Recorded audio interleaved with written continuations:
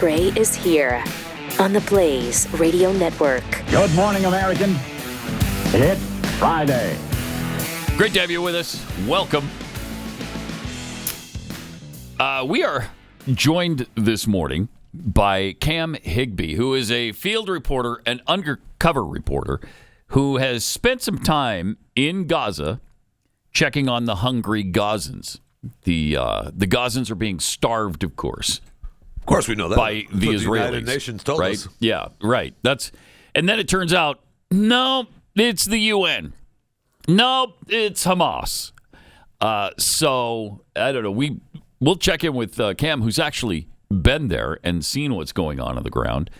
Cam, welcome to the Blaze. Thanks for coming on. Hey, thanks for having me. So what did you, how long did you spend in Gaza? I was in Gaza for about an hour and 45 minutes. Hour and 45 minutes. Okay. Yep. So what did you see while you were there? Well, the first thing we saw is Gazan workers that are contracted to UNRWA or the UN, working alongside soldiers for the IDF, Kogat. And then the further we got in, we started seeing pallets of food. We saw some petroleum trucks. And then we stopped at the UN pickup facility. This is where they pick up the food and they go and distribute it to the population. There are two models of food distribution in the Gaza Strip. There is the UN model where they basically have the food dropped off here, then they take it to the population. There's the GHF model where they take the food directly to their location and then the population comes to them to get food. Right. Okay. One works way better than the other. The UN model hardly works. Only 7% of their trucks actually make it to the population. 7%. Wow. So when they drop it, then the people come and get the food at some drop location. GHF. Okay. And that works better than the other model. Way better. Yeah. Why is that? Well, because the UN trucks get raided. So per their own reporting, 93% of their trucks get intercepted by armed gangs or Hamas. Whereas at the GHF site, the population comes to them and the food is guarded. So if a terrorist shows up there, they're going to get. So they've served over 100 million meals so far at the GHF site. Oh, wow. That's great.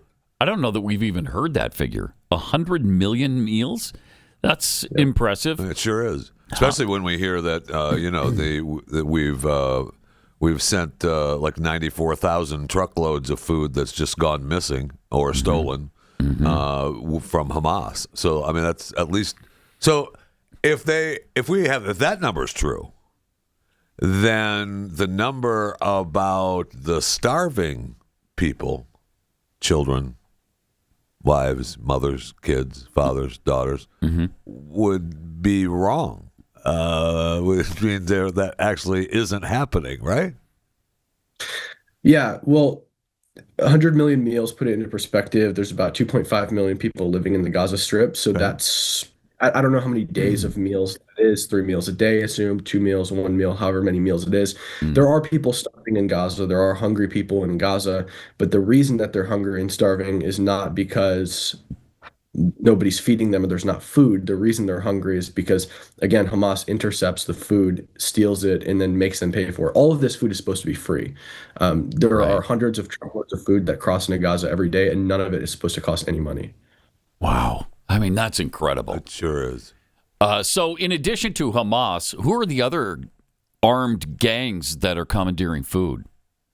Do we know? I would assume that there's no way to say like with 100% certainty, but I would say if there's armed gangs probably operating with the consent and permission of Hamas. There's still Hamas, yeah.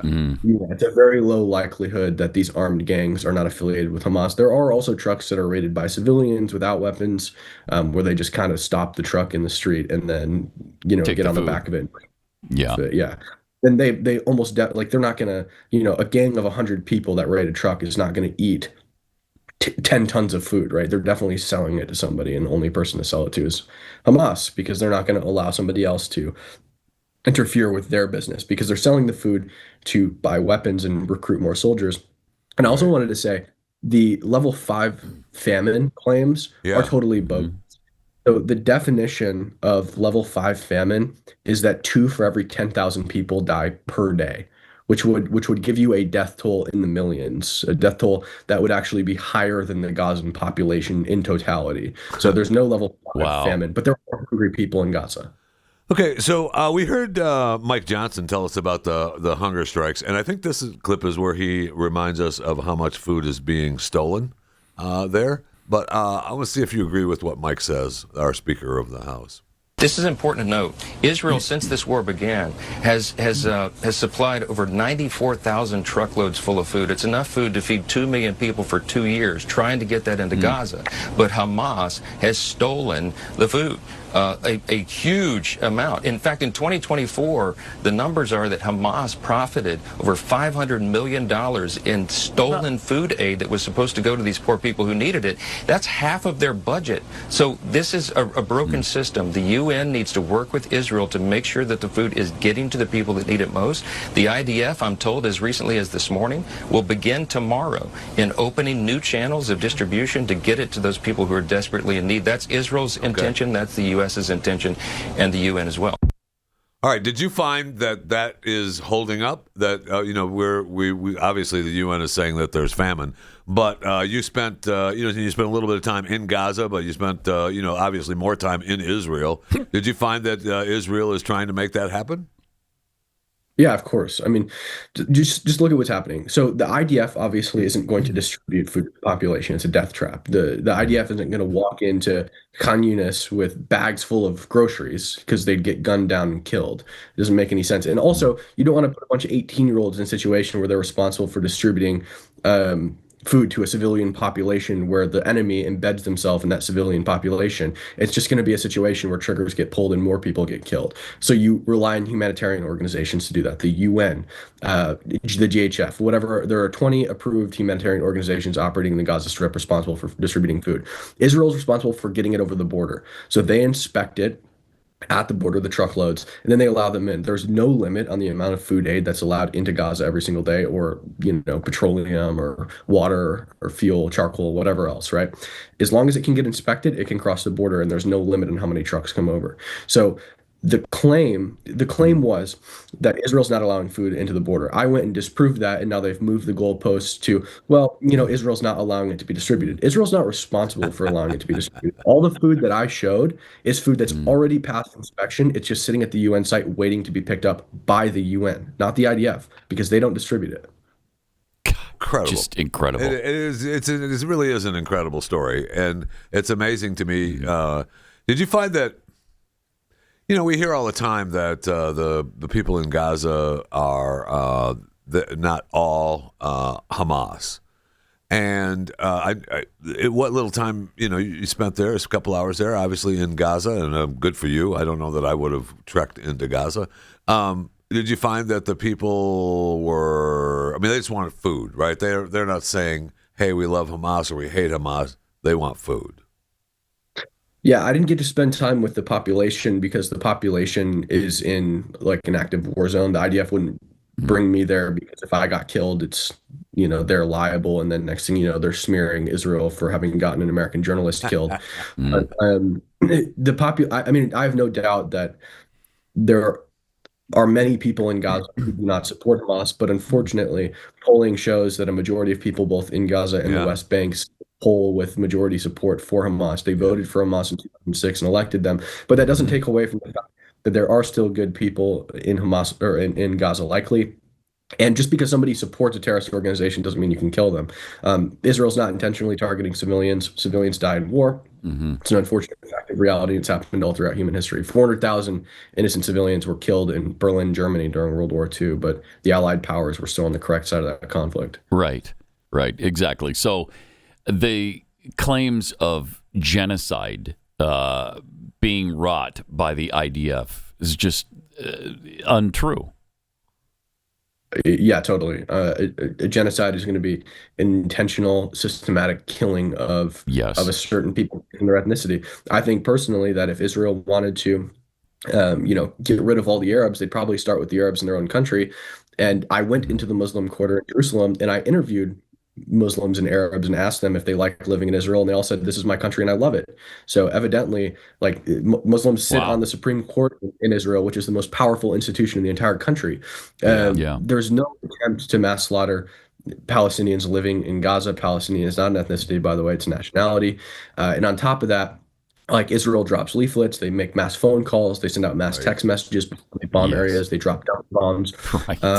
Also, just by the way, let the food in, right? So if you wanted to kill these people, it would be an actual siege. There's no siege on Gaza, but Israel very well could block the border, and they have no obligation to actually let food in. I've never heard of a military conflict where the attacked country is responsible for feeding their enemy. It's supposed to be the government.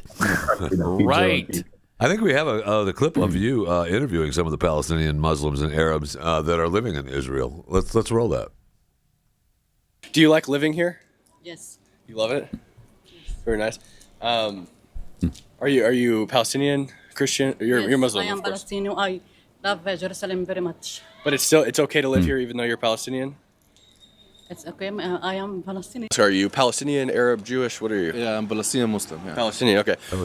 What is it like to live here in Jerusalem? It's very nice to live here in Jerusalem. Very nice. I enjoyed living here in Jerusalem. Yeah. So it's pretty good here. Even under like the Israeli government, it's still pretty good. It's okay. Oh. I think it's. Now it's just okay. The most of the countries in the world.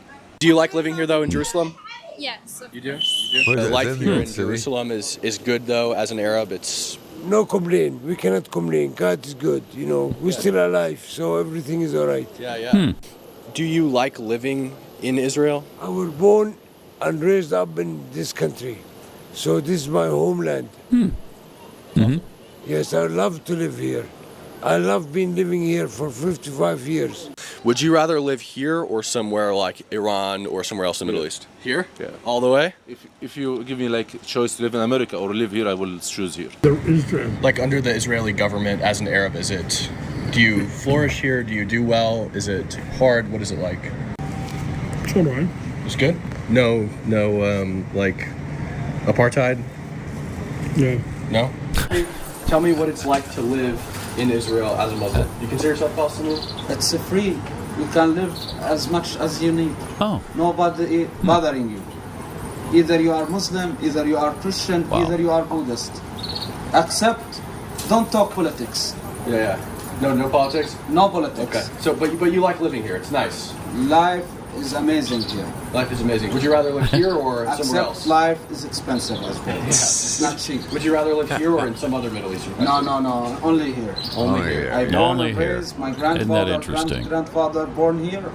While this was the opinion of the overwhelming majority of Arabs who I spoke to, some had a more radical view, telling me that America would be destroyed in 1 month, a war of Armageddon would come, and all 50 states would be completely destroyed. Nuclear weapon, not with North Korea, with Russia, with China. Very soon there will be Armageddon war. Don't worry about it. All the 50 states they will destroy to the ocean. God will punish Trump and they will punish America about the human being, what happened in Gaza. More than 100,000 genocide, kids and children. Do you think Israel should be gone? Of course. What do we do with everybody? There will be Armageddon, third war again. What do you mean? Like kick out, all the Middle East will be destroyed with the nuclear weapons. This month, don't be stupid. This month? This month, don't be stupid. Okay. All right. That was mostly is that in the old city? That was in the old city. Yeah. Fascinating. Yeah, I'd like to see the converse in a Muslim country talking to Jews who live there. Wouldn't that be interesting? It would be. If it even happened. Difficult. You'd be hard pressed to find a Jew who lives in the. You sure would. Who's still alive in an Islamic country like that? Yeah. That's why you can't find the converse of this. No kidding. I mean, you I believe found some. I'm seeing on this list Mein Kampf in Arabic. Was that the entire book? Yeah, it was. Oh my so gosh. we went to an intelligence exhibit. These are artifacts that are recovered from Gaza or from Hamas terrorists on October 7th. This is a book that was found in the Gaza Strip. It's Mein Kampf, the entire book, printed in Arabic. Awesome. Yeah, it's crazy. Wow. That's awesome. Yeah, there's also books like man, in Arabic, that's got to be a good read. Yeah, no kidding. Oh yeah. Wow. Yeah, if you notice too, there's a little portraits of Hitler published on every page. Yeah. Wow. Yeah. It's incredible. So I was trying to find this out just so that we know this, and I'm watching some of your interviews. Do you speak gibberish? You speak Israeli and Hebrew? Arabic. No. I know a couple words in both languages. Okay. All right. Do you live? You don't live in Israel, do you? No, I live in America. Yeah. Okay. Have you spent a lot of time in Israel? I've been twice. Once in March, and then once this month. Oh yeah, so recently, yeah, good. Wow, yeah. You've seen what's going on there now. And Cam, I know you went to this exhibit where they have all these horrible stuff that they found during the October 7 attack. Can you tell a little bit more about this UN employee ID that you found? Yeah. So at the exhibit, they had out the UN ID card of a Palestinian Islamic Jihad terrorist. I forget his name. It's, Arabs have really long names. But here he is. You can see him there with his children and his guns. And this is like a thing, too. A lot of times they have the kids pose with the guns and Hamas headbands and stuff like that. This guy particularly is Palestinian Islamic Jihad, not Hamas. But UNRWA is like heavily infiltrated by terrorists. UNRWA is the UN relief agency particularly focused on Palestinian territories. And of course, they hire local. And if you hire local, you're bound to have, when the government is literally terrorists, you're bound to have terrorist infiltration. Yeah. Yeah. Yeah. Wow. Jeez. I mean, the UN is doing fine work over there. There's no question about that. I mean, when you look at the fuel trucks and the food trucks, I mean, that is all just being pretty much handed over to Hamas. Yeah. Is the food is the food just sitting there rotting, Cam? It depends. Like the food clears out. So what happens, like, a couple hundred trucks come in and then a couple hundred trucks go out, and sometimes it piles up a little bit more than it should. The UN is taking the food and taking it to the population. But again, like I said, 93% of their trucks are intercepted by armed gangs. So yeah, they're also like demotivated at this point to like distribute. I'll bet. But the food does sit out there in the sun for days, and there is like canned meat and stuff like that that like undoubtedly goes bad. Why don't they distribute it to the place where the rest of the food is going and being picked up by the Palestinian people? Have they not gotten that message yet, where it might be a little bit better to just put it somewhere and then the population goes and gets it? Are you trying to make sense of this? I'm trying to. It's really hard, but I'm trying to. Well, then they couldn't claim that there's a famine and the Israeli government is causing it. So you think that's on purpose? Then they want this PR against Israel. My speculation would be yes. They're not going to bring it to the GHF. They refuse to work with the GHF, the UN, because the GHF has bad PR, and I get that. But okay, set up your own site where people, the population comes to you, because obviously taking it to the population isn't working, right? Again, right. Food makes it to the population regardless. If an armed gang intercepts it, that food's going to get eaten. But the problem is they shouldn't be paying $100, however extremely marked up prices for their food when it's supposed to be free to them. This food is already paid for, not by the Israeli government, not by the UN, but by humanitarian organizations who pay for it and ship it in and then give it to the UN or the GHF or whoever else. It's already paid for. It's supposed to be free, but they're having to pay for it because it gets stolen. So just literally what the GHF does is they just put it on pallets. They put it inside of a fenced area. They put up a red flag or green flag if the site's open or closed. When the green flag goes up, the gate opens up and people come in and they take the food. And then when they're done, everybody leaves. They put the red flag up and they close the gates. Simple as that. Interesting. Easy. Why doesn't the UN do that? Right. Why indeed? Indeed. Why indeed? Not do that. Why have there been 154 resolutions against Israel in the last 7 years and 0 against the Palestinian Authority or Hamas? Why indeed? Why a lot of things? And I think we know, really. Yeah, and the one of the other things that caught my attention of your trip to Israel was that you were able to see the hostage taking kits that were used on October 7. Yeah. So at the intelligence exhibit, they had a hostage taking kit that was taken off the corpse of a Hamas militant. So you can see there's a taser, that's the black thing. The other black thing is a tourniquet, and then you have the orange things are syringes, and there's also pills in there. So basically, you shoot them, you tourniquet them. If you didn't shoot them, if they're not subdued, you drug them, force pills down their throat, stab them with a syringe, or tase them. Then just subdue them, and then tie them up and take them hostage. Oh, man. That's just horrible. Oh, Hostage my gosh. taking kit. Unconscionable. Well, it sure is. Well, and I mean, we've completely forgotten, pretty much, as a planet, what happened on October 7th and just how despicable and atrocious that whole thing was. And now we just focus completely on Israel and what has happened since. You know, the fact that they've killed, according to Hamas, 40,000 civilians or whatever it is. And who knows if those numbers are accurate? I mean, nobody knows because it's coming from Hamas's health ministry. Right. I mean, I don't believe any of that for a second. Not for a second. Well, I can tell you. Yeah. The numbers are definitely not accurate. Like Dr. Abraham Weiner, who's a professor of data science and statistics at the University of Penn-Wharton, did an in-depth analysis of Hamas's own reporting, the Gaza Health Ministry's reporting. What he found is that normally in war, the death toll per day goes like this, right? It's completely random. It's never the same. But in Gaza, for some reason, the GHM reporting goes like this. Exact metronomic linear, give or take 15% every day, 270 deaths. Furthermore, there should be a strong correlation between the deaths of women and children because generally if a woman gets bombed in her home with her child, the child's also going to die. There's no correlation. Should be a strong correlation between the deaths of women and civilian men, but there's a negative correlation. Also, the final nail in the coffin is that in February, Hamas was reporting that 6,000 militants had been killed. That's their military wing. The Gaza Health Ministry does not delineate between combatant and non-combatant deaths. The Gaza Health Ministry was reporting that 6,000 men in total had been killed. So that would somehow mean that no civilian men had been killed in Gaza and that civilian men in Gaza were missile-proof and, you know, they just don't die from Israel. Right. Right. So statistically impossible on 4 different fronts. It's totally like bogus. And whether that's there are less people killed, I don't know. Maybe the number is accurate, but they're lying about how many women and children are killed. Right. Evidently, it has to be because there's no way that there's no civilian men being killed. Is there any commerce going on in Gaza now? Do you know?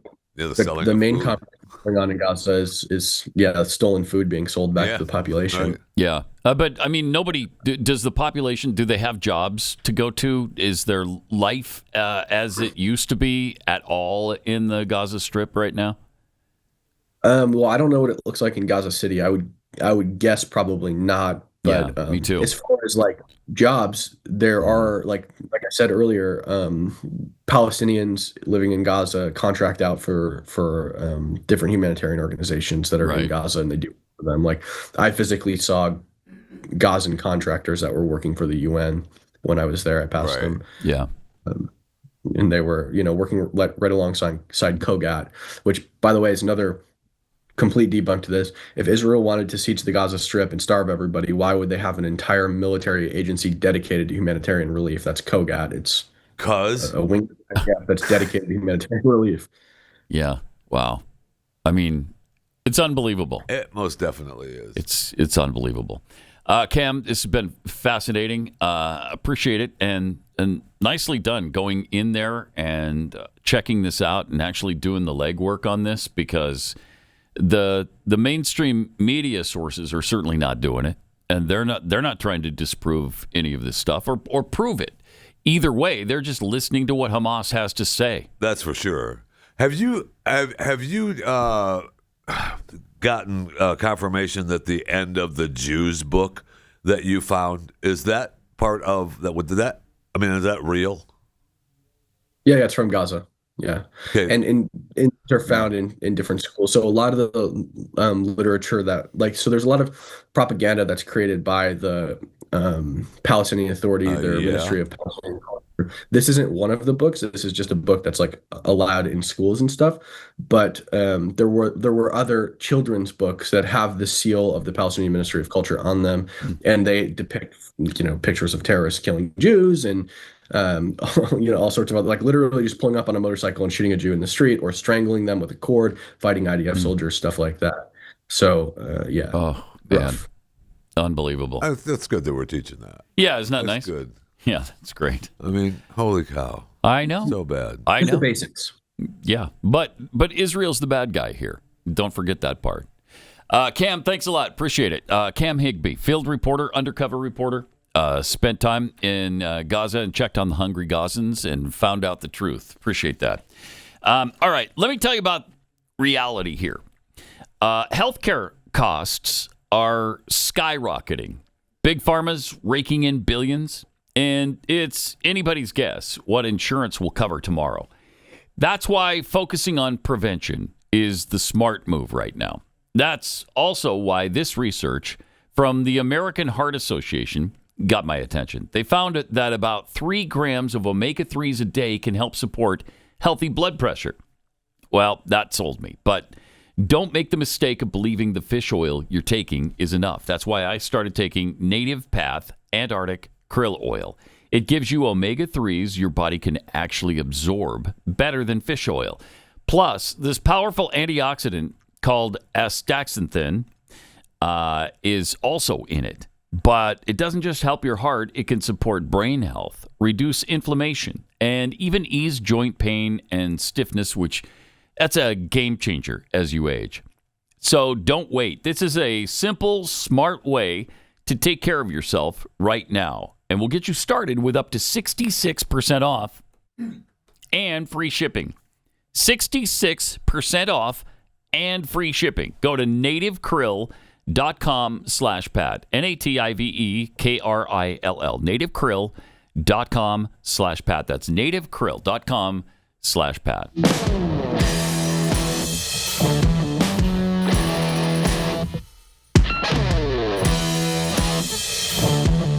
Gray, Unleashed. Wow. So that's pretty eye-opening. Obviously, what Mike Johnson said, the Speaker of the House, this was several weeks ago. Yeah. Absolutely true. Absolutely 94,000 truckfuls of food have gone in and been commandeered. And when we hear the UN telling us about, according to the Integrated Food Security Phase Classification, the hunger yesterday, it's food insecurity assessment, the area is at its highest level. Well, first of all, I don't know that I believe that. But if you do believe that, that's not on Israel or the United States. Right. Sorry about it. That's on the UN. Yes. That's on Hamas. Yes. And Hamas is doing this on purpose. Yes. They're trying to make money, and they're trying to make the situation worse for their own people because they don't give a rat's anus about it. They couldn't care less that their people are starving. They don't care. Just blame it on Israel. Yeah. Make it worse so that we can blame Israel. That's what they keep doing. That's what they've always done. And they're doing a good job of it. And then all of these media sources just believe what the Hamas health aid ministry is telling them. And then we have how many countries now say, well, we're going to recognize Palestine as a you got Britain, state. You got France doing that. No, unbelievable. How about no? Seriously, how about no? No, I mean when you got things like the End of the Jews book. Fortunately, it's been translated into English so that we can enjoy it as well now. So that's not a good thing. You want that. Yeah, you want that. You do want that, don't you? You want that, yeah. Unreal. So you're saying that children's book is a bad thing to have? That's what I'm saying, yeah. Okay, I want to make sure because I take notes during the shows. Yeah. For my personal life. Okay, do you? Yeah, I take life advice. Yeah, well, that's a good safety tip for everybody. I mean, that's the whole thing that we've talked about forever, about the education system. And, they preach it from the very beginning. Yeah. And, we've actually, some would make the case that here in the United States, we've taken some notes. And some would make that case. And, have started to, well, I don't want to say brainwash, enhance the educational system of our children. Man, it's pretty amazing. But thank goodness for reporters like Cam Higby, who went and found the truth, actually. Yes. Thank you for that. Pat Gray, the Blaze Radio Network.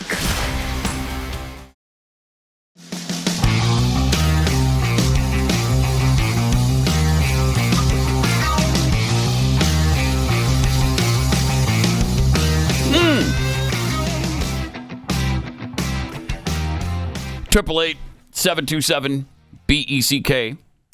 There's a new Quinnipiac poll. Oh, did I? Yeah, I did the. Because see, I'm filling in for Glenn, so both numbers are in my head now. Dang it! But you can still call that number. Yeah, just you not can. yet. Yeah, nobody will No answer. one is there. Yeah. 888-900-3393 will get you in touch with this show.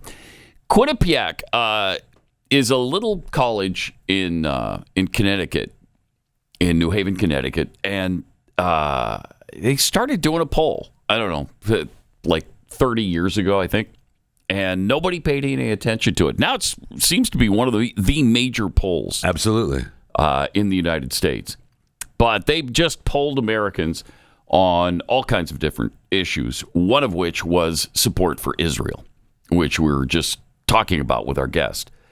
60% of Americans oppose the United States sending more military aid to Israel for their efforts in the war with Hamas.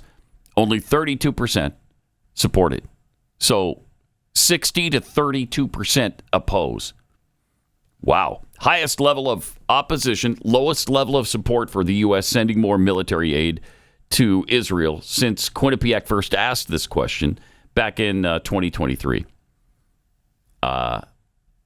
For Democrats, it was 75 to 18%. Independents, 66-27. Republicans, 56-37. Still underwater, but Republicans support it more than anybody else. Voters were asked whether their sympathies lie more with the Israelis or more with the Palestinians, based on what they know about the situation.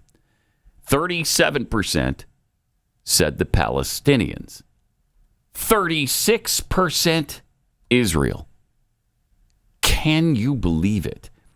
27% had no opinion. I don't know. I can't figure that out. Yeah. Who the good guy is, I don't know.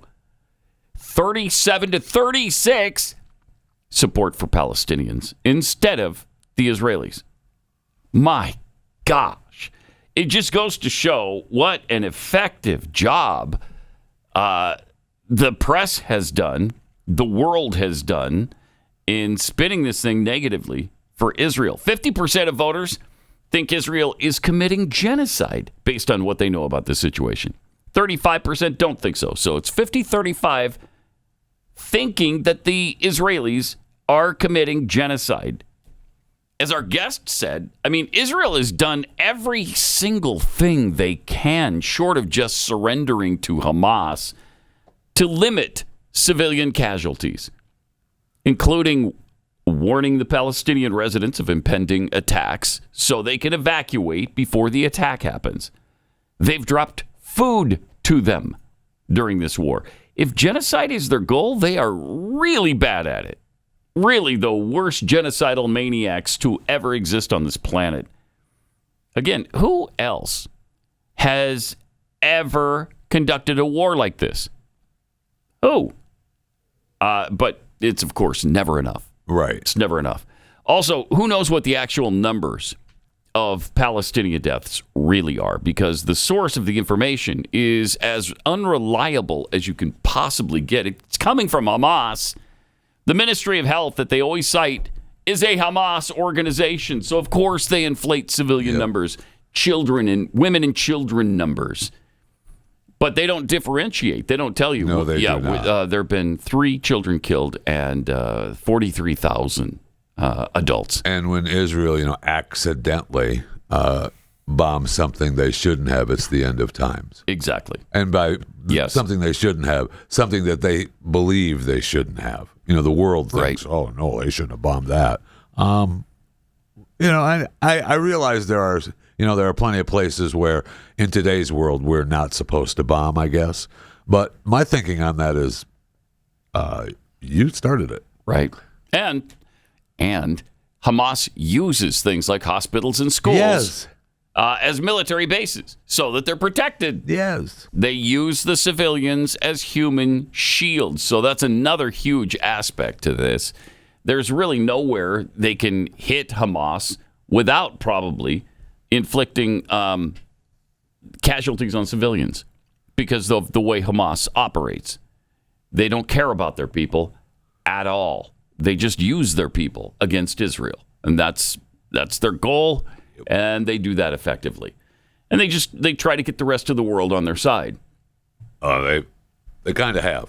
And they obviously, even here in America, they kind of have. When you've got numbers like this in the United States, that's a problem.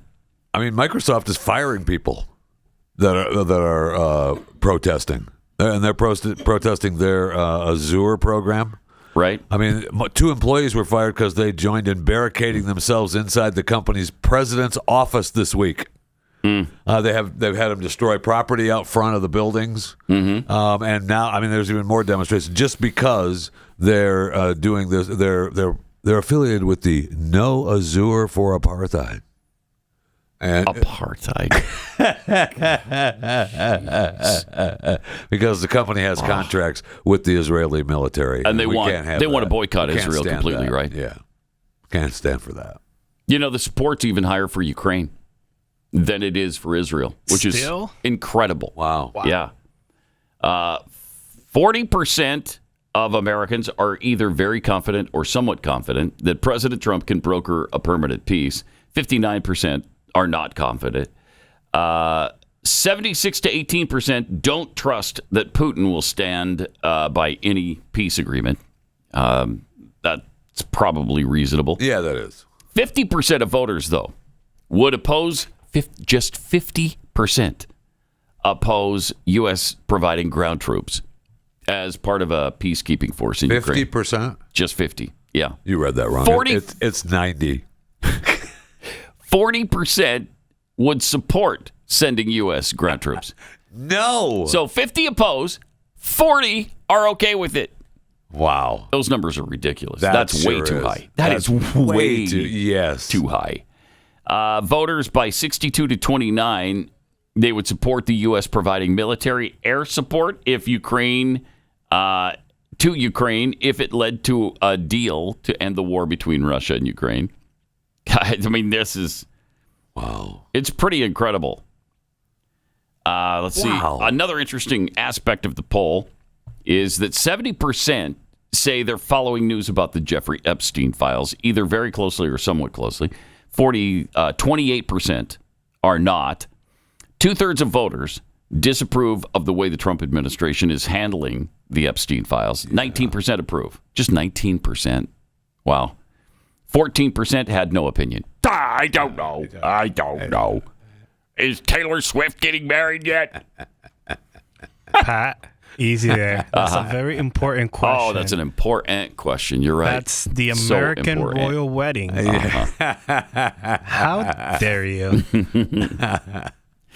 The Taylor Swift, I mean, that's what people care more about. The numbers are pretty skewed on that, though, because I think I should have saved it. I saw some numbers that were saying how the overwhelming majority of people really don't care, but there's such a push by the people who do care because of social media that it looks like it's more than it is. But, I mean, she sells out concerts around the world. Yeah, she does. So, I mean, somebody cares. She's making a lot of money. Yeah, somebody cares. And she's everywhere. Yeah. And I just found out there's a little bit of conflict between her and Blake Lively, and I'm just sick about it. What? I'm sick about it. I can't even. I won't eat for days. Of the trial? Yeah, it's because of the trial. Oh, yeah. Yeah. She wasn't supposed to be dragged into the trial. I think Taylor said something like she didn't want to be dragged into it. She had nothing to do with it. And that pissed off Blake. And the attorney also wanted to drag her in. And and she's Blake like, no. wants her help. And Yeah. I don't want to be dragged in. It was just a couple of text messages. But now, fortunately, okay, just to settle your stomachs a little bit, fortunately, Blake Lively is coming around because I guess there's new evidence coming to light.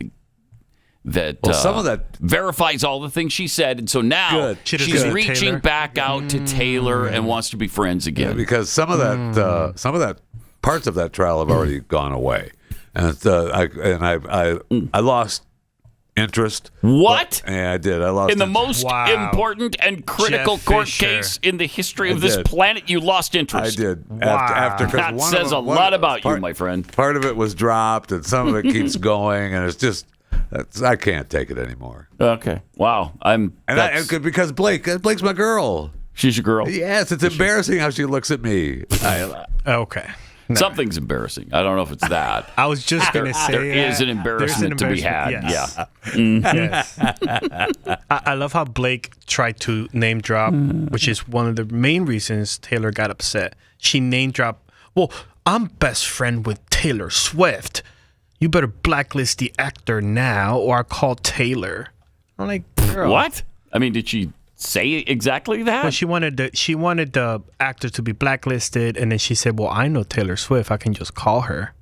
And what would that do? What would that do? She's the queen, bro. If Taylor badmouths you, you're done. Are you? You don't want no. Yeah. You don't want that. Yeah. Okay. Well, she badmouthed Trump. He's not done. So, and he badmouthed her right back.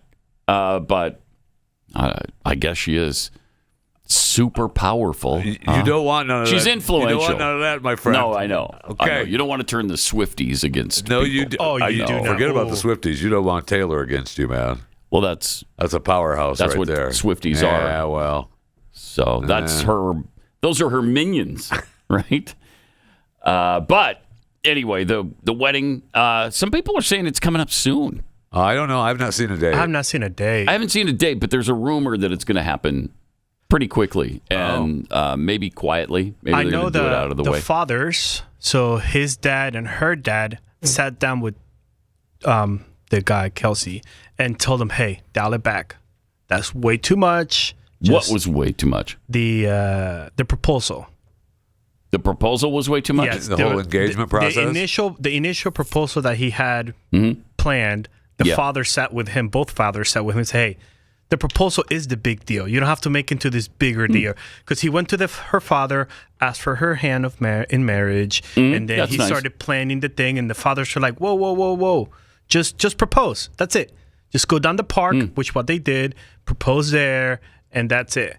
So, what was he going to do? Take her to Mars? Yes. And do it there? Yeah. Okay. Well, actually, he was going to take it cool. The moon. He was going to propose in the moon, and the wedding was going to be in Mars. Yeah, but then there was a cloud. So there was a cloud. Just do it in the park. Yes. Oh, that's what that launch was about the other day. That they didn't get to mission. do. Yeah. It was a secret mission. It's too bad he had to scale that back. Yes. I believe that it'll be after football season. It's got to be after football. It'll be the halftime show. Yeah, because football's on us right now. It can't be that soon. No, it can't be. It can't be that soon. The NFL is here. We're not doing it for the next 18, 20 weeks. Sorry, that's you wouldn't think so because it's such a big distracting event. Yeah. Do I think it's going to happen at Arrowhead Stadium? You bet. Really? Oh man, they will pack that place. Yeah, if they for want Taylor's that. wedding. I don't think Taylor wants that. Yeah. Okay. I don't think. I don't know that you want 70,000 people at your wedding. I disagree. And it wouldn't be swanky enough for them. Thank you. She's a billionaire. They could do their own swank someplace else, but the wedding, they have this wedding event at Arrowhead. Oh man, that would be I don't think awesome. I don't think they're going to do that. No, I don't think so either. But we'll see. Huge mistake. We'll see. It'll be fun to watch and see where they have it. And I'm just riveted by it. Well, I can tell. Yeah, I'm riveted. I can't keep my eyes off of this situation. I want to be notified every second. There's something new on it. You have your Taylor Swift alert set up on your I was going to say, computer? I can show you. Love Story plays every time there's a new alert. I've got my phone set up like that. Wow. So, yeah. Good to go. So I'm all set. Oh my gosh. Was that did we play did I play that on Glenn's show? The ABC, I think it was an ABC correspondent. They were going to her for breaking news. So they were, I don't know, somebody's filming her and she didn't know it. And she's going through her phone and she sees the alert. She's about to do a hit on, something important. We played the one here behind the scenes when she was off the air. Oh, did we? Yeah. Okay. If we have that, we should play it. Because she thought she said she felt like Paul Revere. Yes. Yeah, we played that here. Yes. Yeah. She felt like, I think you must have played that on Overtime. I don't think we played that on the show. Yeah, we did. Did we? Yeah. Did we play it here, Chris? Is that true? Oh, okay. During the Fat All right, Five. yeah, play it again. I mean, this is incredible. Taylor Swift is engaged. Right? So. Taylor Swift is engaged. Taylor Swift is Come back engaged. to me. Come back to me. She just posted it. Oh my God. Oh my God.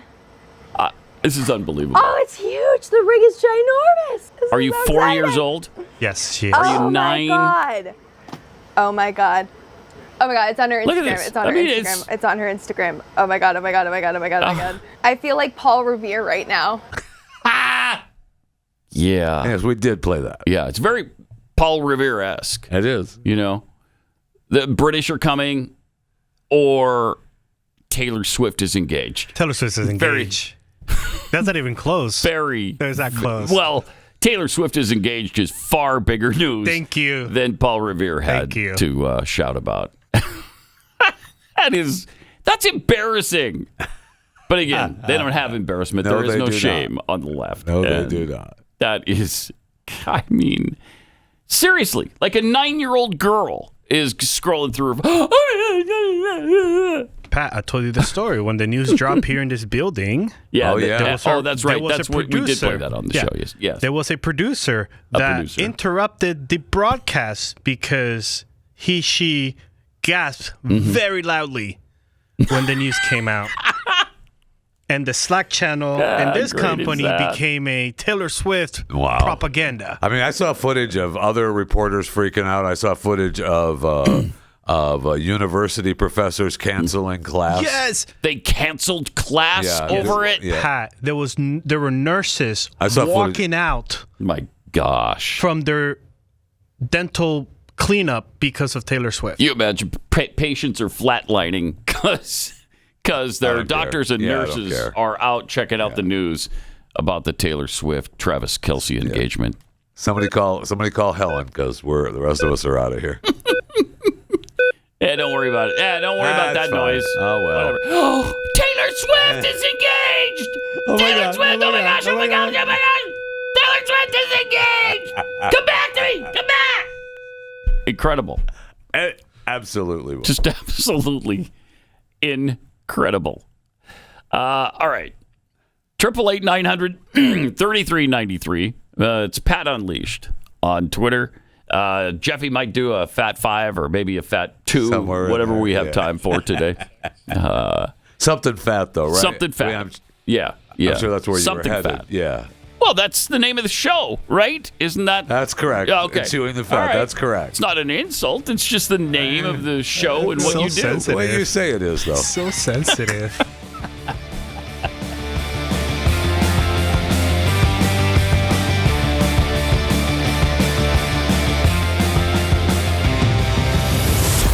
Pat Gray Unleashed.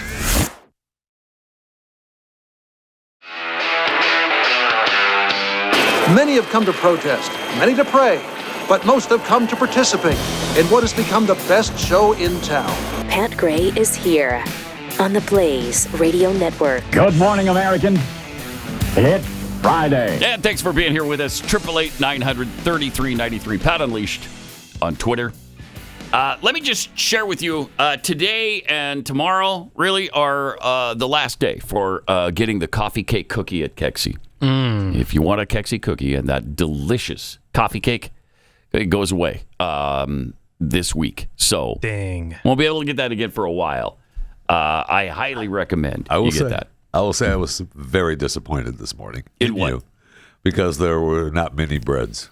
Oh, the mini bread thing that's coming. I saw a video yesterday produced from one of your people at the bakery. Yeah, here she is. Is Megan. And Yeah, it's my son's wife. And she is yapping about these mini breads that look great and sound great because they're available. I mean, they're at the store right there. She's got them. Somebody could have told her the box is upside down. You might want to full-size breads, but we've never flip done that around. So this would be the box. Yeah, the bread. What is the lemon? She goes lemon. through them. So good. Goodness, lemon ice. It's got an ice. Yeah, Yes. it's icing and it's lemon and it's so that's coming Monday. She But goes so delicious. Bread that we the normally pumpkin bring crumb out is in good like too. September, She shows you the October, ones that are coming in the November-ish. box. And this cute little packaging. We also have delicious banana bread. Yes, Banana bread. yes, So if she's you didn't getting to know, the Jackie, lemon. to all her Get to the grandkids lemon, is Megan. So it's Nana's banana bread. Nana's bananas. We Right. also have our double chocolate loaf. Okay, the So double this is chocolate similar loaf. to That's really good what we too. do at Christmas. I will tell you that is Normally good too. there's like a peppermint frosting on Normally, it. but not right now. Not right now. So don't worry about that. And then we have a new loaf that we haven't sold separately yet. Is this is the iced lemon loaf. Iced lemon loaf. All right, there it is. Thank you. There it is. Yeah. It's this you're gonna Just love. bring these. us a box of the ice lemon. Okay, That's what I will. needs to happen. Hopefully on Monday or Tuesday, because I guess Monday's Labor Day. Yeah, we're not here. Yeah, so Tuesday. We're not here on Monday. Tuesday we're here, and there will be some mini breads. Are we though? Yeah, we are. Yeah, we're we here are. on Tuesday. Yeah, because I believe Pat summoned everybody on Tuesday. I did. Okay. He said everybody better be here on Tuesday. Just to give you an idea, we got this 5-star review from Ed, who said, I bought Kelce cookies because I know how good they are and wanted to share the experience with some coworkers. Everyone was a bit skeptical. The next day at work, though, they all asked for the website so they could order their own cookies. I believe lives were changed that day. I couldn't have done it without the cookies. Thank you for making me the cool cookie guy. You are welcome, Ed, and thanks for sharing those. That's great. You can get your own and be the star in your workplace at Kelce.com. Keksi, Kelce.com.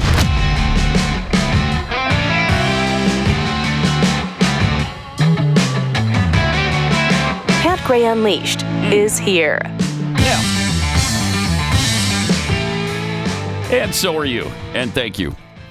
Man, the fallout continues from the shooting the other day, and who's to blame? Of course, guns are to blame. Guns. If you're to listen to, I mean, it's clear this guy was an absolute left-wing lunatic. Yes, he's just insane. He was obviously very, very disturbed, very troubled. But they want to find a way to get rid of the Second Amendment. Oh, yeah. And they want so desperately to find a way to blame Trump and his followers that they're willing to stoop to really anything in order to do that. You see, ABC reporter Aaron Katersky, who I actually worked with in Houston at KPRC, KTRH. I know Aaron. I've dealt with him for a long time. He's a good guy. Yeah. I haven't seen him in 20 years, but he really tried to mislead viewers yesterday or the day before. He actually claimed that while he was reporting on the evidence gathered by the suspect, he said that the shooter, whose name we're not going to say here, had the word Trump on his weapon. Correct. But didn't explain that he had written "Kill Donald Trump." Yeah, he did not. He just mentioned that, he had Trump's name on it. Meaning it sounded like he's a supporter of Trump. I mean, we have that clip if you want to hear it, but I mean, we don't have to. I do. Yeah, let's play it. But let's see it. It's just, okay.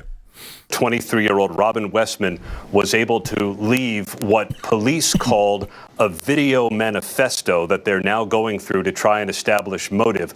We've also been going through it and can tell you there are crude diagrams of the church. There are also photos of the weapons, and they include all sorts of writings, the names of past mass shooters, criticism of Israel, the name of President Trump written on the guns. There In are what also context, racial Aaron? slurs, nihilistic statements, all painting the picture of a disturbed That's despicable. individual. I mean, come on. You know what you're doing He there, failed. right? We have, I mean, the pictures of the gun. There you go. There. Kill Trump. Well, is the name Trump on it? It is. Yes. He did not lie. He didn't lie. He didn't lie And we about have that. The other shot, I believe, too, of the where he talks about it's all about optics and another kill Trump. Yeah. The guy, and by the way, some of the in that video, he talks about. I don't know if he says it in the video or if it's in his manifesto, but he talks about how he is tired of being trans. Oh yeah, right. Pretending to be trans. He shouldn't have done that. He's tired of pretending to be trans. We're not going to talk about that though. No, don't talk about that because it's a life-saving procedure when you help them transition. Right. Before the shooting, the most important thing is that we recognize the trans. Yeah. After the shooting, not so much. Don't you dare. That's right. Don't you dare. That's right. That's the weirdest thing. And if you stop him from transitioning, then you've taken his life. Yeah. Yeah. Now, nobody stopped this guy. No. And is he around? No. And sadly, unfortunately, he took others with him. Yes. Yep. And here are the two quotes. Jeez.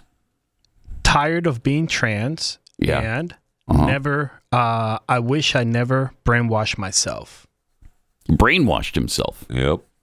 How much is that going on? A lot. You're brainwashing yourself. Society is brainwashing you. I mean, yeah, but you probably have some issue. But let's get to the root of that issue. Let's not just say, yeah, okay, you must be a girl trapped in a man's body. Darn it. Let's help you with that. Right. How about we block your body's natural process? That'll help.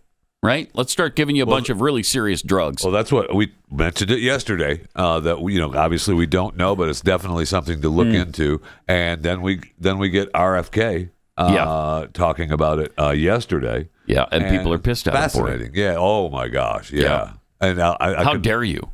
How dare you blame medication? How dare you blame anything but the gun? As if the gun was shooting itself. Yeah. I mean, they don't make any sense. I sent in a short clip of the RFK, so I mean, you'll be able to get through it, I think. Okay. Yeah. I certainly consider mass shootings. Are you sure we can get through it? I don't know. And we are doing for the first time real studies to find out what the etiology of that is. And we're looking for the first time at psychiatric drugs. These kind of mass shooting, people have had guns in this country forever. Yeah. I was a kid, we had shooting clubs at our school. People, kids, my classmates, other people would bring a .22 rifle with their guns to school and park it in the parking lot. Nobody was shooting. So there's never been a time in America, in the history of humanity. That's a good point. And people walked into a crowd, into a church or a movie theater or a school or a crowd of strangers and just started randomly shooting. It's happening in our country. It's not happening around the world. And there are many other countries that have comparable levels of guns that we have in this country. We had comparable levels in the 40s, 50s, and 60s, and people weren't doing that. Something changed, and it dramatically changed human behavior. Yeah. And it's true. One of the culprits we need to examine is whether the fact that we are the most over-medicated nation in the world, and a lot of those are psychiatric drugs that have black box warnings on them. Yes. That warn of suicidal and homicidal ideation. So we are doing those studies right now for the first time, and we will have an answer. Wow. You can't argue with that. They do anyway. They do, yeah. But you can't. He's right. It does come with that warning on the labels. So they know there is some risk here. They know there are some problems associated with the medication. I mean, I don't know what it is. Obviously, nobody does right now. It's probably a combination of things. But it's not the gun itself. Correct. Here's the thing. Murder is already illegal. It's been banned in this country. So if you're willing to break that rule and that law, you'll probably break some gun laws as well along the way. Well, yeah, but you weren't supposed to have one. Yeah, I know, but I did anyway. Right. But you weren't supposed to kill anybody with it. Yeah, I know. But I did anyway. I know, because I feel like it. They don't make any sense. He's right about gun use in this country back in the day. I mean, in school in Montana, Well, people rolled up to the parking lot at high school with gun racks, and there were rifles in their gun rack. But you're a little misleading because this is the mean streets. Yes. So I think we need That's not fair. I will say, aside from the mean streets, though, all over that state, people had gun racks. And they had guns in the gun rack. And nobody was shot by those guns. My gosh, I mean, But that was like I grew up with guns. 70s? I mean, every household had a gun cabinet, and that's where the guns were kept. And all the ammunition is down underneath the drawers and at the bottom. There's your gun cabinet for all the those are the guns. Mm-hmm. Move on. Now my dad didn't, to my knowledge, own a gun that I know of, and I'm not a real big gun enthusiast. Right. I am a Second Amendment enthusiast. Correct. But the silliness over the guns is so insane, and they don't even know what they're talking about. We had the mayor of Minneapolis. Yes, that guy. This is cut number 1. Minneapolis Mayor Jacob Frey talking about guns. Think of these kids not as somebody else's, but as your own. Mm-hmm. Think of those last words that you had with your child just this morning before you sent them into school. You kissed them on the cheek. You got them set up with their shoes. You pushed them a pouch of applesauce. Maybe these were little annoyances, but the truth is that there's this common and beautiful thing. We love our children. Make these changes not out of hate. Sorry, I'm laughing at the hand lady. Make them out of a simple and beautiful foundational love for our kids. Okay. There's that. And then he goes further describing the guns. I think he's on, is he on CNN here or MSNBC? He's on one of the news stations. He's on a station. He's on with an anchor who doesn't understand what he's talking about and can't correct him on it and wouldn't anyway. I think he babbles later on about that when he's giving his speech here. But check this out. We can't get through most of it. What is the action that you think politicians need to take in light of what has happened here and what happens in schools and public areas across the country right now? Mass shootings are an almost daily occurrence. Almost daily. I'm a mayor, and I operate in the reality business. And the reality is that we have more guns in America than we have people. Pause it. Is that true? I don't know. It might be. I don't know. Nobody knows the exact number of guns that exist in this country. Right. No one knows. It might be 300 million. It might be 400 million. I don't know. And if that is the case, then it's definitely not the problem. No kidding. Because how many of the 400 million? I mean, think about that if that's true. Right. Pretty Let's give it to you. Okay, it's percentage. True. Okay, it's true. Whatever. Okay. But here's what's not true. He's about to tell you. Oh, okay. Guns in America than we have people. The reality is that we have these assault rifles that can reel off 30 clips in conjunction with a magazine before the person even needs to reload. Okay. He doesn't even know what he's talking about. He can reel off 30 clips in a magazine before they even have to reload. Yeah, I don't know if he's confusing bullets I think that's what with it a is. clip or the clip with the magazine. Yes. But he doesn't know what the hell he's even talking about. Nobody calls Why don't you sit this one out, Jacob? Okay. You think that seriously, sit this one as out. much as they you don't know anything about it. Guns. You honestly they learned something about it. Yes. Yeah, that they could at least describe an automatic as opposed to a semi-automatic.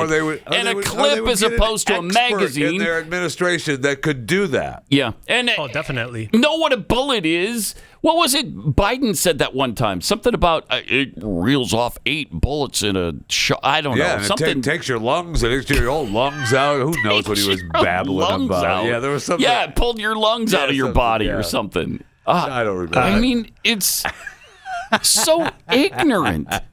You would think, seriously. Yes. Especially as much as this comes up, that they would learn what the real thing is with a gun. So much. Know what you're talking about. At least describe what it actually is. That might help.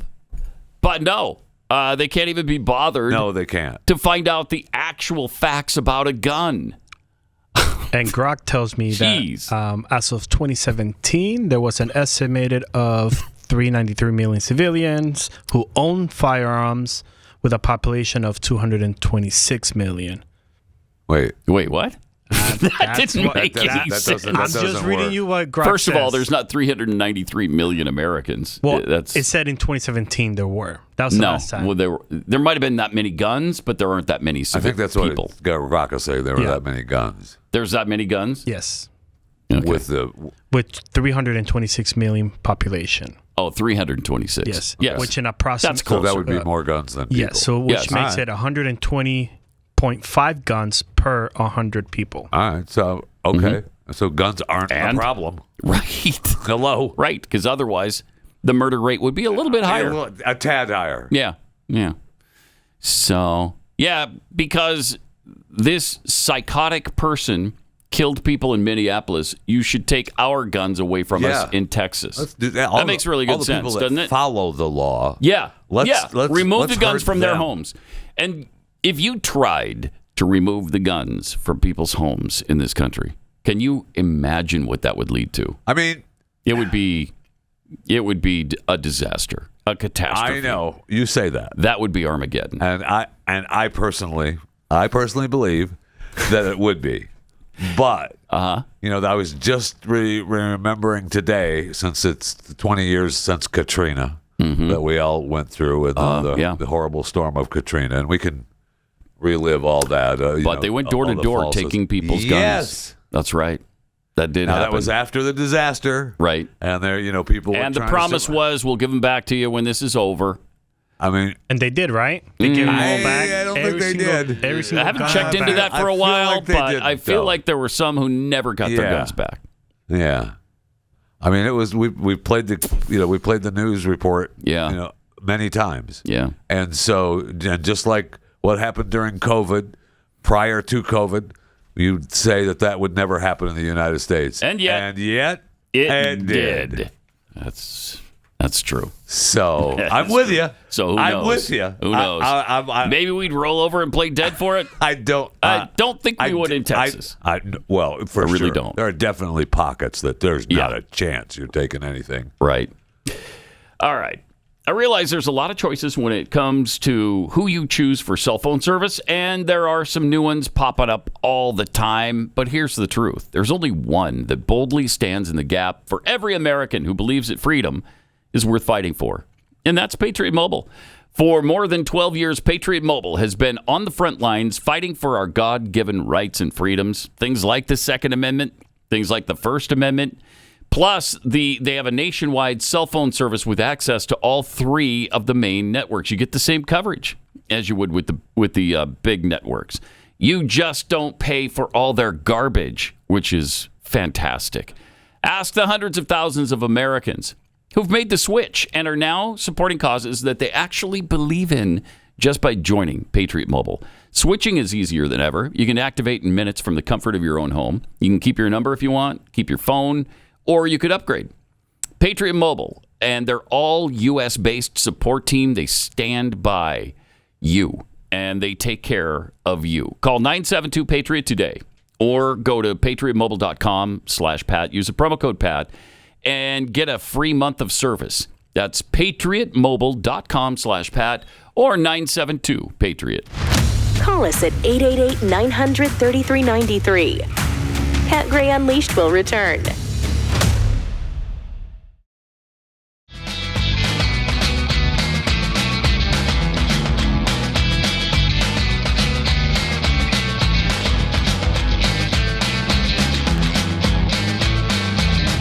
Got a few tweets here.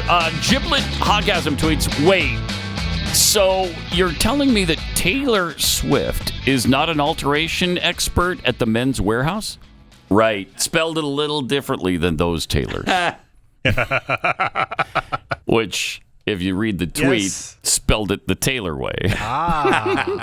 See, at the Men's Warehouse, Taylor way. Two-Spirit Gerbil, obsessing over celebrities is an indicator you're engaging in perpetual childhood. You can't grow up and have your own life, so you need to live vicariously through someone like Taylor. I don't know about that. Yeah, that's too much. You think? Yeah. Too much analysis there? Yes. Yeah, overthinking that way too much. Somebody that hates celebrities. Sorry. Thank you. Yes. Peekaboo, the unleashed Pokemon conspiracy theory. Taylor and Travis are IDF assets, and their engagement is designed to take the spotlight off of Gaza. See, that is exactly the thinking. Man, I did not realize Alex was listening this morning. Obviously, he is. Yes, Obviously, thank you, Alex, for that insight. That's awesome. Frank Johnson's alter ego.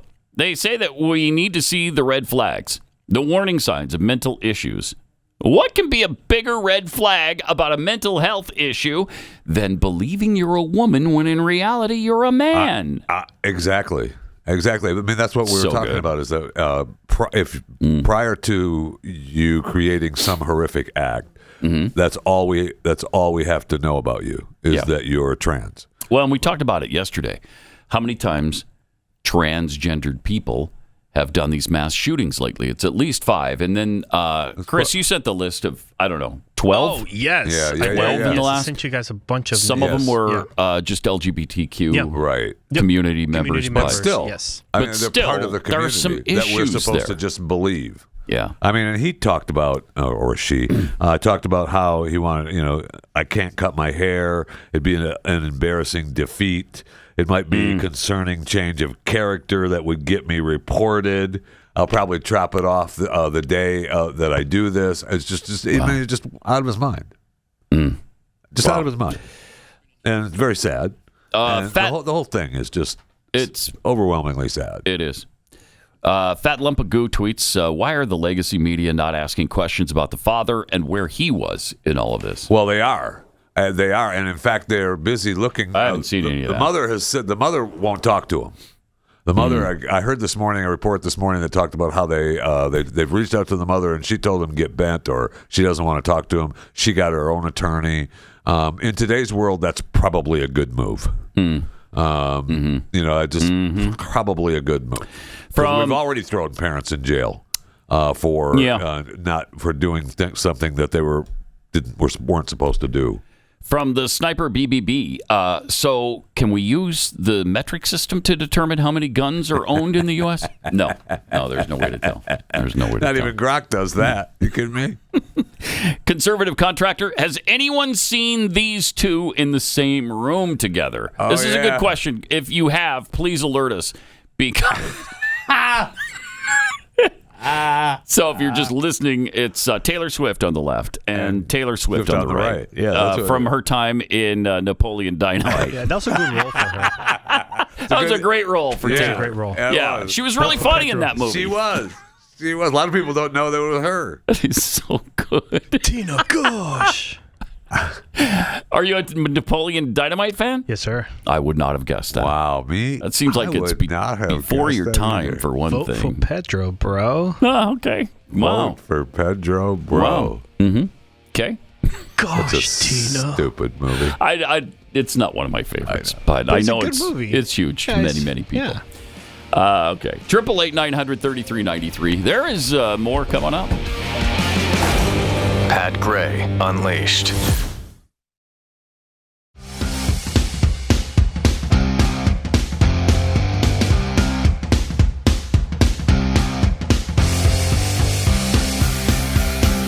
Welcome. College football last night. Missouri won, right? Did they beat the powerful Central Arkansas Sugar Bears? They did. Sugar Bears. In fact, I was so mad because I went to bed at halftime and they ended up letting them score a touchdown late in the fourth quarter. Oh, wow. They won 61-6. Close then. Yeah, it was close. It was a close one. It was close. We Squeaked lost. Our quarterback went down. One of our 61-6. quarterbacks went down, though. That's tough. Oh, that is tough. You don't want that to happen against Central Arkansas. No, you don't. The two quarterbacks were battling, but this guy went down very, very hard. Nebraska won. Yeah, barely. Nebraska beat Cincinnati 20-17, right? They led the whole game. I mean, Keith was there. Yeah. Was he really? Yeah, he was there. I saw his picture there. Yeah. So he knows. All right, good. Absolutely. Good. That was in your 26th ranked BYU Cougars there Saturday. They're 23rd in the coaches poll. Yeah, that's not the poll. They're going to be ranked much higher once the season gets underway. Okay, all right. So then we have what? I'm glad they're ranked where they are because it pisses them off and they play better. Yeah, that's for sure. But I mean, we got the full slate this weekend, and then Monday we have the return of Bill Belichick for UNC Tar Heels. They play Monday night against TCU. That's weird. Monday Night Football. Monday college football on Monday. Labor Day weekend. No NFL. They're going to see Bill Belichick. All right. The world is going to be at the University of North Carolina. Is his 14-year-old wife going to be on the sidelines? I don't think so. She hasn't been. They've toned that down a little bit. Gosh. After all that, I guess she's out there with him all the time. Yeah, they've toned that back though because of all of this. But he has not. As far as I know, they are still back together. And good news for you. Fox News and YouTube reached a tentative deal. That is good news. Because that was unacceptable. A short-term extension to their previous contract. So they're still working out a new deal, but they're not going away. That's good. And another good news for you, Pat Gray. Your Green Bay Packers, the world thinks they're winning the Super Bowl now. Got Micah Parsons. Holy cow. From the Cowboys. Traded a $188 million deal. Jeez. $136 million guaranteed. Love it. $47 million a year makes him the highest paid non-quarterback in the NFL. Wow, that's really good. Yeah, that's holy really cow. People a little concerned about that deal, but Jerry said, "Don't worry about it." Jerry said, "Don't worry about it." And then that says I can't use those 2 first-round draft picks I got right now today. I've been watching a documentary called America's Team, The Gambler and the Cowboys. Yeah. Yes. Pretty good. It's about Jerry buying the Cowboys and the awesome. Cowboys. Is it good? History. Yeah, it's really good. Yeah. Okay. I like it a lot. I mean, if you saw his, I don't know that you saw his performance on Landman, where he told his funny. story. It was really good. It was really good. That was just setting up that documentary. Yeah. He is really involved in this documentary. Yeah. And they go back to the beginning when he fired a legend in Tom Landry, and Dallas fans were pissed at him. They couldn't stand this. Go back to Oklahoma. Go back to Louisiana, Arkansas. wherever you're from. Arkansas, where he played actually with Jimmy Jones. Jimmy Johnson. Jimmy Johnson and Jerry Jones played together on the 64 national champion Arkansas Razorback team. So that's kind of cool. Yeah, that is. But he paid. You know what he paid for the Cowboys? $150 million. Right. You know what they're worth today? $9.2 billion. And that's because of him, man. Ooh. I mean, he did that. And to be honest, the league. That's a pretty good ROI, by the way. The league owes him. I mean, he's done a lot of things that have made the league this monster entity. Yeah. And that stadium is beautiful. And that's old now, too. Stadium, it is old, yes. And it's still first class. Right? And it's falling apart. Remember that story where the ceiling was falling off and they had to close a section? Don't you start bad-mouthing the stadium. Nothing happened over there. It did. It fell. No, nothing happened over there. It fell. But yeah. I know. It's in good shape. He did. Yes, he did this. He did the franchise well. Yeah, absolutely. He's done a good job. Well, he's out there doing Ford commercials. So. Yeah. Yes, he's Jerry Jones. He needs the money, you know. He does, Pat. That ROI is not enough for him. No, it's not enough. But his family is. I mean, they're all involved in the whole thing. So Yes. I mean, it's while Jerry has his hands in everything. They probably do a lot Yes, of the they do. day-to-day business now. Because he's in his 80s? Got to be in his 80s. I think so. now, Yeah. I think. All right. Have you seen there's been some backlash the last few days from some conservatives on Trump's flag-burning executive order that you will go to jail for a year if you burn an American flag. And he's getting some support. Josh Hammer supports it. Some people in this building support it. Have your minds changed at all on this? Because mine has not. I still think it's a free speech issue. Whatever they want to say, I disagree with that. And the Supreme Court disagrees with it. I mean, they've upheld it as a free speech right more than once. including when Antonin Scalia was on the court. Right. To me, it is a free speech issue. I don't like it. I don't want you to do it. I think you're a scumbag if you do it, but you should be able to do it. And I thought that it was the EO, as we now have to call them. I thought that was because if you incited a riot, or if you were, but they're trying to include flag burning in that. Well, they just arrested a guy outside the White House burning a flag, showing his. So a year in jail.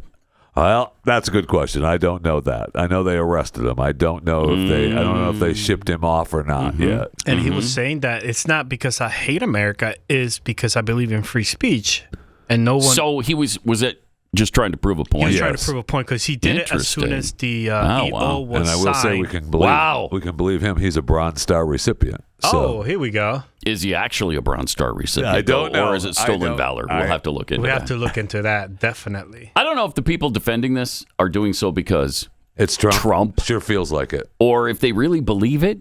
But I remember back in, I don't know, it was 2012 or 13, we were at an event in Salt Lake City. Yes. Were you there, Jeffy?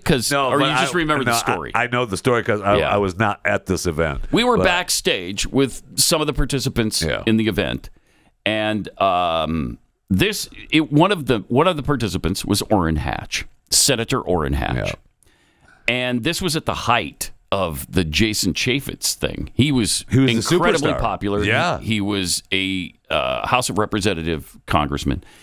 But he was going to run. In fact, he told me directly. He told me he was going to run for Senate against Orrin Hatch, and he would have beaten him. But my gosh, that's a story for another day. He would. Okay. There's a lot going on there. Absolutely. But Hatch's big issue to ward that off was that he was going to lead an effort for a constitutional amendment against flag burning. Now, if you're going to do it, though, that's the way to do it, by getting a constitutional amendment. Right. But Glenn and I were like, wait, what? That's what you care about? What? Yeah, that's how you're going to save your seat? That's why I remember the story, because obviously I was here and you guys were there, but I just remember when you came back, it was like, that's what you care about? You will not believe what he cares about. Right, that's what you care about? All the issues we have with Orrin Hatch, his big thing is an anti-flag burning amendment. Awesome. And, I mean, we chalked it up to just sheer desperation on his part, but little did we know at the time he had an ace up his sleeve that was going to keep Jason Chaffetz out of the race, and he did. And it worked. But it worked, yes. And it worked. But his flag amendment did not. It went nowhere. And so the reason you have to do it... We don't want people to burn the flag. We don't want people to burn the flag. We don't like it, but if you do, oh well. Right. Yeah, we're going to ignore you as the buffoon you are. Right. And that's the way we should treat it. And I said the other day, and I meant to, when this first broke, and obviously when it first broke, it was just this, you can't burn a flag. Yeah. And I know that there's, little intricacies about the EO there after I looked into it. But the original post I saw was, you can't burn a flag. I never wanted to burn a flag ever. It's agonizing to me to think about burning the United States flag.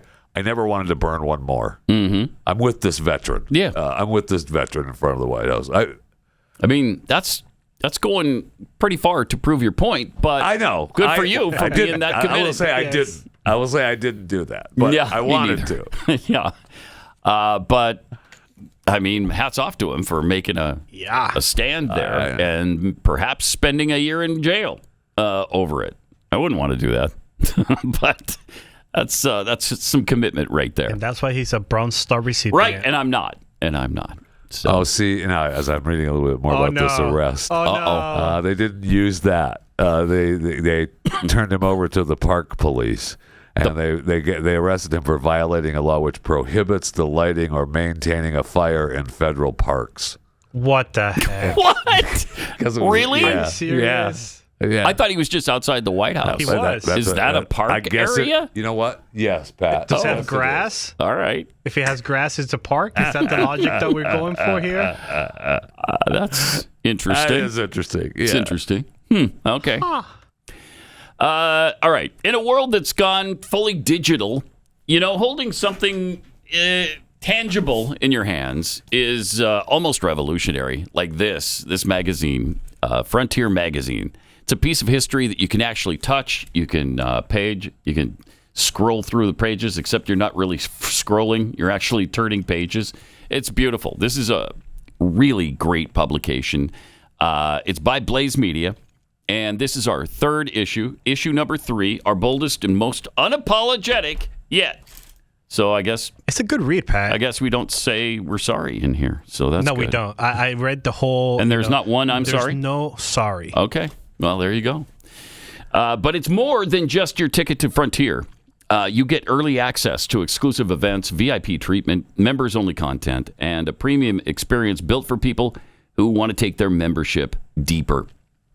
And the first 50 subscribers right now who use the promo code BLAZE50 will get $40 off and a special bonus, digital access to Frontier issues 1 and 2, so you can complete the story from the start. So go to blazeunlimited.com/Pat. blazeunlimited.com/Pat. Use a promo code BLAZE50.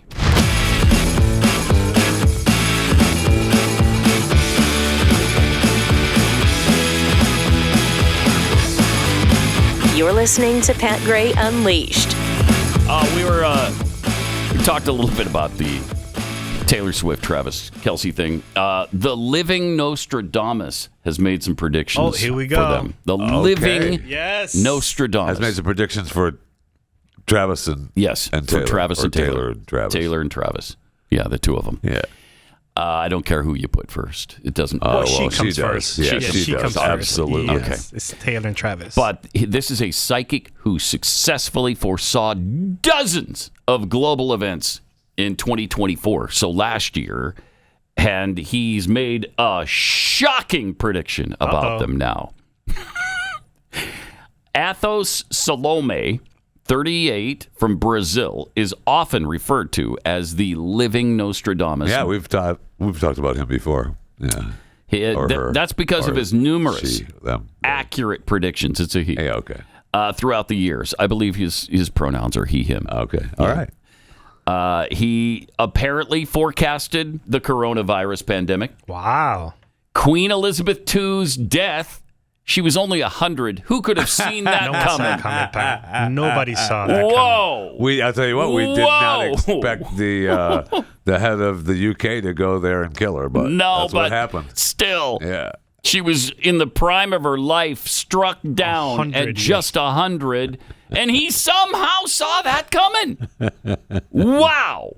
Living Nostradamus. Living Nostradamus. That's why they call him that. So now he's shared what's in store for Taylor and Travis, who are both 35. Okay. As the two most known faces on the planet. When the stars got together in the fall of 23, it instantly ignited a fierce fascination. Questions about if and when they were going to walk down the aisle, start a family, blah, blah, blah. But the psychic says that there are some unsettling events that will plague the couple. Oh, no. Mm-hmm. He believes that Taylor and Travis's union didn't just happen by chance. It was written in the stars. These two souls were attracted by forces greater than simple human magnetism. Oh. I mean, we've said that forever, have we not? Absolutely. From the moment their eyes met. Yes. We've been saying that. The energy that surrounds them is strong, real, and full of potential. That's true. If I've said it once. Well, I've said it once. Don't just try to start taking I've the said it living once. Nostradamus. No, I'm not. Okay. But it also carries a weight, a calling to deal with challenges that few couples would face. He sees a marriage ceremony on the horizon, but don't expect it to be a flashy event. See? Mm-hmm. Just like the dads told Travis, hey, calm down. Dial it back. Yeah. That was for the engagement. The wedding's going to be huge. Not according to the living Nostradamus. So, he predicts a much more intimate wedding away from the spotlight. Yep. Between the end of, I love this, 2025, okay, so the end of this year, and mid-2027, Oh, wow. He sees the possibility of an official. You think it's going to happen in that window? That's a tight window. That's a tight window. That's a tight window. Very tight window. Who could foresee such a tight window? Only the living Nostradamus. Thank the you. kind of guy who can predict a 100-year-old woman dying. Thank you. That's who can Wait, hold on. foresee He also predicted this. the coronavirus. Yeah. Pat, Oh, yeah. right? Right, Yeah, I noticed right. I forgot that. You forgot that one. Nobody could see that coming when No. people started getting sick in China. You'd never see a pandemic coming. No, the bat soup. It won't be the media spectacle that many predict, he says, but a deep commitment sealed away from the noise. As for whether or not they will start a family together, Athos said he feels a powerful energy around the idea of children. That's amazing. I love how they put that stuff. Oh, that's so good. I see a powerful energy around the idea of children. I've used that line before, I'll tell you that. I bet you have. So not the promise, not the No. the idea. The just idea. of having So if kids. they don't have children, it was Then just he's the right. idea. Yeah, he was right. He was right He anyway. was right anyways. So you're not wrong, right? Because he Correct. didn't So say they're good. going to. That's Correct. so good. He did make a chilling prediction, though. He sees a problem around the idea of children. With if they do have a first child, this child will need medical monitoring. I don't know what that means. Don't all that's children, aren't sad. they all monitored at first a little bit? Well, yeah, I don't know. I don't think that's what the living Nostradamus means. He predicted the couple will have a hard time handling the public exposure after becoming parents, if they do, and said that battling the constant media attention might unbalance them. Oh, boy. I see external forces trying to unbalance them, he said. The couple's survival will depend on their ability to create islands of protection against the constant invasion of the media and social And networks. I'm pretty sure they're going to be able to do that. They pretty much have that now. Yeah. Yeah. I wish he would have foretold this 3-eye atlas situation because I want to know what's going on with that. Thank you. That seems like a bigger issue than Taylor and Travis. Your boy, I thought, Avi Loeb. He thought something else. He has seen multiple things. Yeah. He's seen multiple things. One, it's a probe. It's a probe. Two, it's giving off some sort of nuclear radiation. Yeah. Yep. Yeah. Which is unusual. Mm-hmm. Three, it has its own light source. That's the latest one. Yeah, it's glowing by itself, not just reflecting they off don't the know- sun. They don't know where it's coming They from. don't know where Yeah. that's coming from, Yeah. so that might not be natural. Yeah. It's got headlights, in other words. Well, you have to. You're driving at night. It's dark. You're Yeah, driving at It's night. dark where it is. Yes. So the Very Large Telescope, that's not a description, it's the actual name of it. It's Wait, hold up. It's large. Yeah, no, that's the one down. Is that the one in Brazil? It's in Chile. Yeah. Oh, okay, yeah. Or some would say Chile. Chile. It's in It is Chile. Chile. But it detected an unusual nickel plume from the object. Unlike natural comets, which always emit nickel alongside iron, this shows the metallic element without any detectable iron. So that's unusual. So Avi Loeb has highlighted the anomaly and described it in a new study, noting that this signature is a hallmark of industrial production of nickel alloys. That's right. The plot thickens. He says, is this anomaly another clue for a possible technological origin of 3-eye atlas? The paper suggests that chemical formation occurs through the nickel carbonyl channel. How many times have I talked about the nickel carbonyl channel? Over and over and over again. People are getting sick of it. I'm tired of it. It's an extremely rare process in comets, but a standard technique in industrial nickel refining. The new study, published by astrophysicists in Chile, found that the 3-eye atlas is shedding nickel at roughly 5 grams per second and cyanide at 20 grams per second, with both rising sharply as the object moves closer to the sun. Holy cow. So it's leaking. And that's not typical, though, of a natural comet. So it's leaking. It's That's an oil leak. They've hypothesized that the nickel might be released from dust through gentle processes such as sunlight, causing it to evaporate or break down small nickel-containing compounds. That's what the actual, other scientists are saying. Avi Loeb is saying, no, this is an unnatural process. It comes from aliens. I will say, if they've got a leak, that explains why it hasn't veered from its course. I thought it did veer from the course. It's done something unusual. Yeah, it has, yes. As far as its trajectory. The trajectory, yes. Okay. Mm-hmm. They did say it was somewhat unusual, the trajectory on this thing. But it's still traveling, I think, at like 134,000 miles an hour. So it hasn't slowed down. No. Even with the leak. Mm-mm. Mm-mm. Well, Pat, I asked Grok for a prediction for this wedding. Oh, and okay. Grok predicts that they will get married in 2026, June. All right. Because June 2nd to 14 is their luckiest window, with June 6th being the top pick during Taylor's love of spiritual numbers. Oh, yeah. She's got some big numbers things going on that she likes. Yeah. Odds on the web. Is she into numerology? Yeah. Yes. Well, Really? Yeah, because her names of her 13 albums and all that when stuff. she releases them on certain dates. Yep. Yeah. Really? Yeah. So there's a 78% chance that she'll be married before January of 2027. Okay. So June. I say June 14th. June 14th is what you say. What does Grok say? That was Grok. That was the window. Josh just gave you the window? Yeah, All the right. window. It's even smaller window than our living a slightly smaller window, yes. He said it is after football season, which is what we... Yes, it's got to be after football. It has to be. You have to. There's no way. NFL is going to say no. Yeah. Well, the NFL can't tell the man he can't get married, first of all. His coach might, though. Andy Reid might. I don't know. There you go. Yeah, you're not doing this during the season. That would be a huge distraction. Stay focused. But... Yeah, he's not going to do it during football season. No. I mean, this is his thing. Right? I don't think you have to tell Travis Kelce. That's what I was going to say. You don't know. But he's in love. Yeah, but... football. I play his football. first love, football. I play football, and this is, by all accounts, probably his final year. So, I mean, he wants That's what everybody says. Has he announced that? No. Is it because he's too old? He's 35. He's 35. Okay. Is that too old? I have no idea. I mean, that's in football years, it's... 107? Like 60. Yeah, and he's only got, a couple of Super Bowls? Loser. Yeah. Right? Only known as the best tight end in the Is it just two or is it three? I think they've got three, right? He may have three. Yeah, I think they've got three. So that's pathetic. Again, though, it ain't loser. 4. Yeah, he's a loser. Tom Brady has 7. That's right. Oh, so he's definitely a shut loser. Up. Terry Bradshaw has 4. Yeah. Total Get loser. over it. Yeah. How many do you guys have? I've got 6. 6 Super Bowl rings. Oh, Yeah. wow. Yeah. I bought them from online, but I have them. You have them, Yeah. Right. Yeah. So get off me.